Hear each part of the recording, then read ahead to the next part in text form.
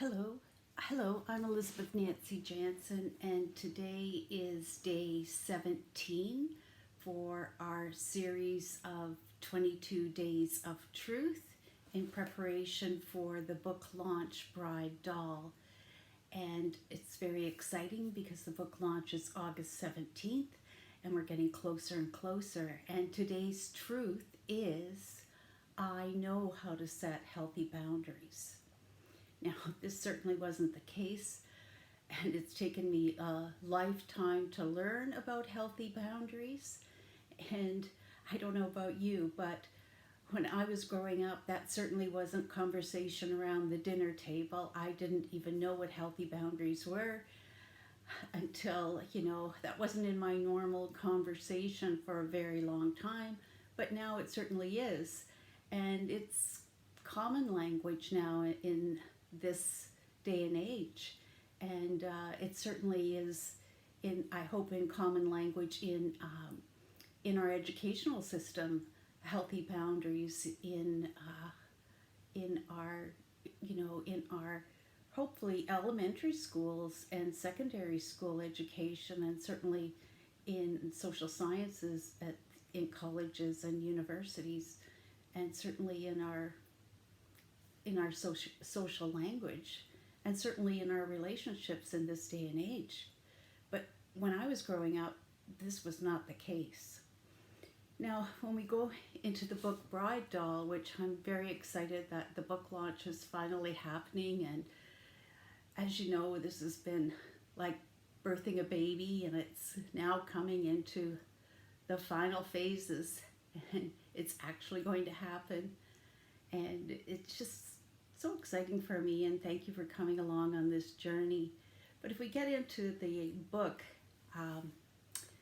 Adele and Monique certainly didn't have any boundaries, no healthy boundaries of communication. They just let their communication fly at each other, and it was negative. They were hostile toward each other, and short of physical abuse, their language was certainly abusive toward each other, and they held nothing back in terms of their conflict, and it was brutal.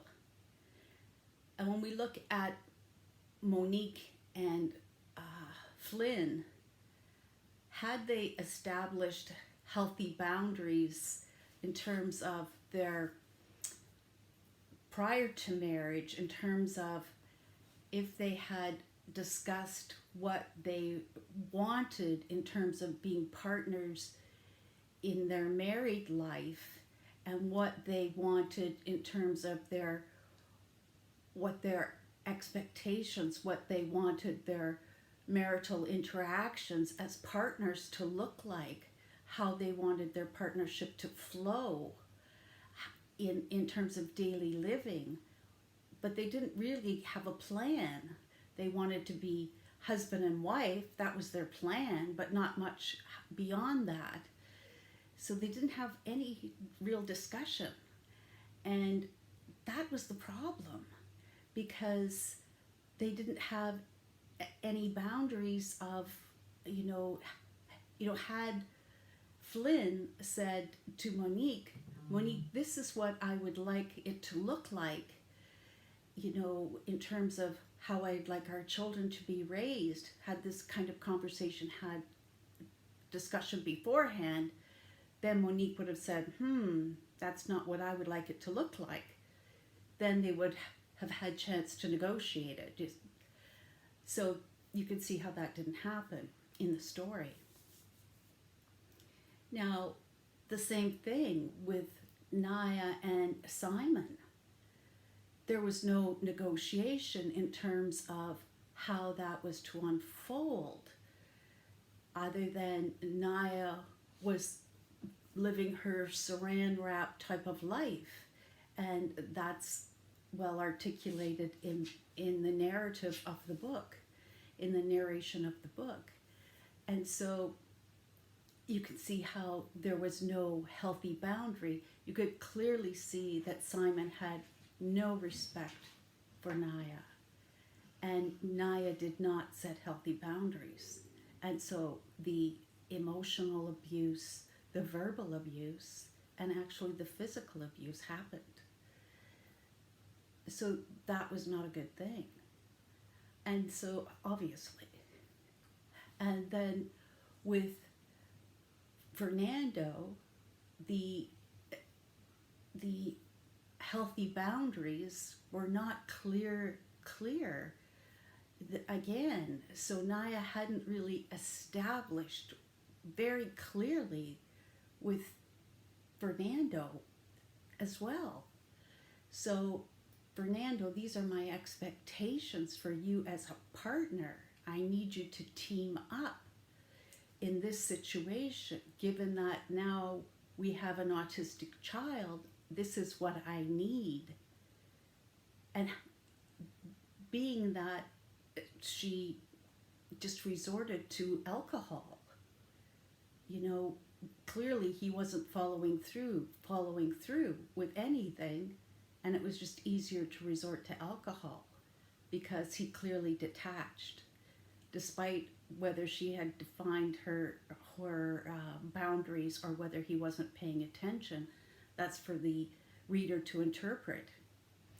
So, but obviously, when she moves on into her life and into her internal work and into her blooming, she figures it out. She figures her needs and her wants and her desires, and based on a very strong woman who develops and knows her own self-love and her self-worth and her self-confidence, and she's not going to put up with anything like that ever again. She's not going to put in the time to a relationship that needs a person who needs to be fixed. That person needs to go on and do their own work, because she wants a partner. If someone's going to come into her life again, she wants a partner.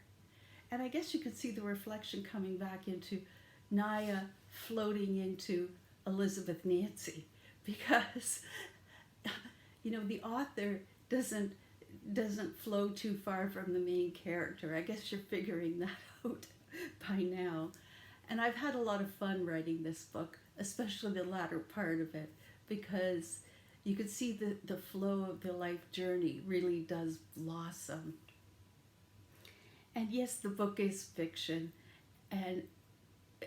but it really does bloom and blossom like the author does. And that's why I wanted to write this book, because it's such a beautiful celebration of the life I have now and all the things that I've learned. But a lot of it is because of healthy boundaries. I had to learn to do that, and I certainly didn't know it in the beginning. I didn't have the self-confidence. I didn't have a core foundation. I was so insecure. And it's not unique to me. There's so many people that come from I know my parents did the best they could. And I don't really like that phrase, but I haven't found another one, did the best they could. It seems to shortchange people. But, and I certainly hope people don't say that about me. She did the best she could. Anyway, but now I know healthy boundaries. And, I have those boundaries with my partner, my husband today, and they're built on love and respect and trust. And we do things together, and that's the way our partnership started out. So we don't have to challenge our boundaries every day. It's not an exercise of hardship and push every day. No, we just flow together. And that's when you start out with your intentions and your core values matching and in alignment. But if they're not, back to Monique and back to Flynn, it didn't work out. And it's it's too bad because these were characters that were so much in love. However, you can see that the love didn't bring them happiness and joy, and they weren't thriving. And it's just sad. It's very sad for both of them. And, and as a result, it was difficult for Naya. You can see that it didn't give her a solid foundation, the offspring of that. So, then when we can see that reflected in her own first relationship, and but out of that, she had the fortitude. She did have that within her to keep challenge, to keep getting up, to try and try. She didn't become a little, she didn't fall down and wither. She kept getting up. She kept trying and persevering. She had that resilience to keep going and having that faith, that faith to move forward. Like Nemo, just keep swimming. And she met her partner, and life is not all about just finding that partner. It's finding yourself. It's finding yourself and thriving. And that's not just an easy thing. It took me a lifetime.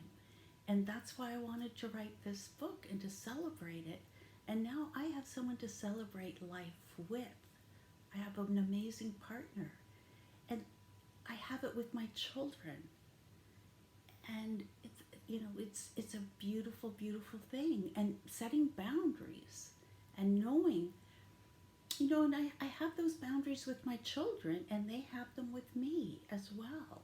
I have to respect their boundaries, in little ways and in big ways. And I don't want to reveal what those are, because those are private. But, having healthy boundaries is so important, and respecting those, and knowing when they it's a feel-good thing, and knowing that they come with love, and not crossing those boundaries, especially with your children, and they can feel that love and respect when you do it. And then also when you enforce them back, and insist that you're not the doormat. You're not the doormat.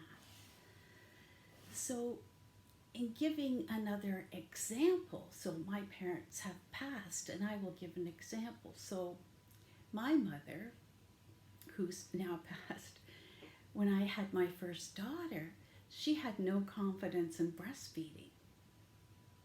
And I told her, so this was her first grandchild, and she lived in a different city. And so when I came with my first baby, her granddaughter, and she saw that I was breastfeeding, she goes, oh my. And she said, that baby's gonna die. And she's, it just came out of her mouth. And here I am, this new mother, so proud to show her this baby. And the first thing out of my dear mother's mouth is, that baby's gonna die. And I thought, oh my God. I could crumble or not. And I just said, okay, Mom, I'm breastfeeding my baby. I'm going to keep doing it. And I just had the good sense to say, I know she has the best of intentions. I know all her babies were bottle fed, but that was a boundary. I didn't even know the language of setting boundaries, but I just knew I was going to stay on my plan, stay on my course. I was going to breastfeed my baby. And she never said another word about it. So that was a healthy boundary. But it was a little tough one to say lovingly, Mom, I'm going to be breastfeeding my baby. So that was an example instead of having a fight over it, you know? So I guess that was my first recall at setting a healthy boundary and with a loved one, and to say it with love and establish it with love. So I do know how to set healthy boundaries. And it is hard. I guess I want to say it is hard to do it with loved ones. And you know, to keep doing it with your children, even when they do something that you might not agree with, but you have to respect their adult choices. And I want to do that and step back and say, yep, give them their space. Respect them as adults. And do it with love. And say, they are adults. And I might not like it, but I'm not going to say anything other than I love you. And so I know I can set healthy boundaries. And I know in this book, you know, Naya had to come a long way to find, you know, what healthy boundaries were, and knowing the consequences of what happened when she didn't set healthy boundaries, which she didn't even know what they were, and lived a life where the result of not having boundaries, what happened to her, especially with Simon. And so that's what I wanted to talk to you about today. And day 16, I know what healthy boundaries are today. Much love. Bye-bye.